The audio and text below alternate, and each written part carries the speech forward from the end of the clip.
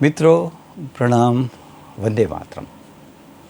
27 વર્ષના અપડાઉન કરતા એક યુવકનો મેસેજ છે કે એને આ ત્રીજી વાર કમળો થયો।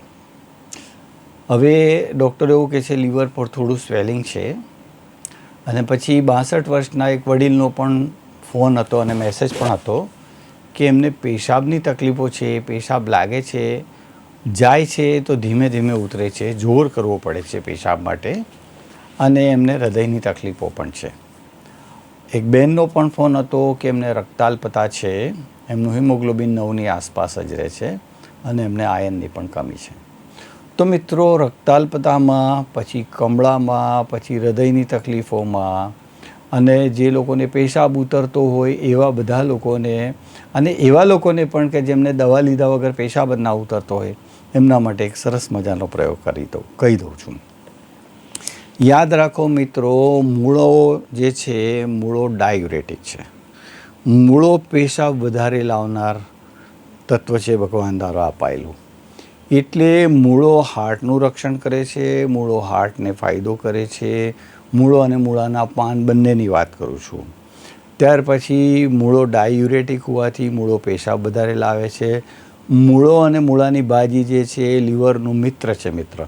અને લીવરનો સોજો ઘટાડે છે, લીવરનું ફંક્શનિંગ સુધારે છે, હાર્ટનું ફંક્શનિંગ સુધારે છે। જે લોકોને ઝડપી ચાલવાથી, દાદર ચડવાથી હાંફ ચડતી હોય, જે લોકોને કબજિયાતના લીધે પેટમાં તકલીફ થતી હોય, પેટ ફૂલી જતું હોય, એવા બધા લોકો માટે અને જે લોકોને પેશાબ ઓછો ઉતરતો હોય એવા લોકો માટે, રક્તાલ્પતા હોય એ લોકો માટે, જેમનું હિમોગ્લોબિન ઓછું રહેતું હોય, જેમનું આયર્ન ઓછું રહેતું હોય એ લોકો માટેનો આ બેસ્ટ પ્રયોગ છે।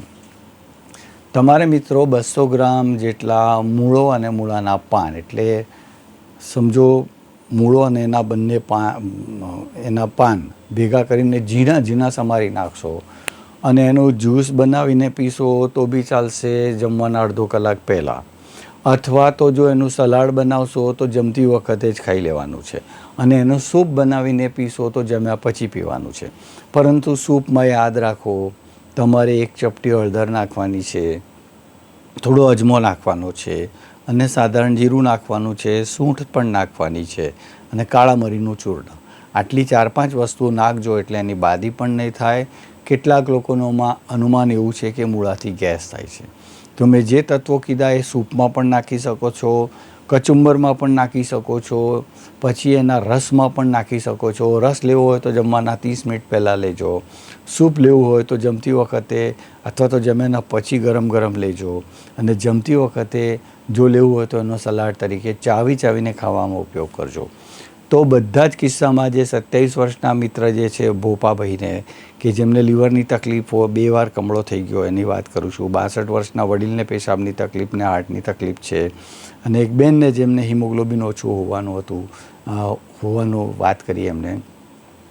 આ તમામ લોકો માટે અને આપ સૌમાંથી મારા સહિત બધાને આ જાણ કરી દઉં મૂળાના પાવરની।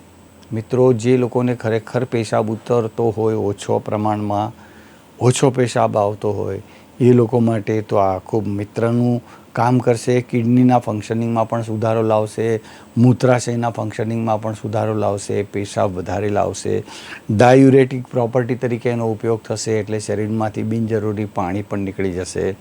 કારણ કે એની અંદર મિત્રો પ્રત્યેક 100 ગ્રામે 150 ml જેટલું, પ્રત્યેક 100 ગ્રામ મૂળાએ કે એની પ્રોપર્ટીએ 150 ml જેટલું પોટાશિયમ હોય છે।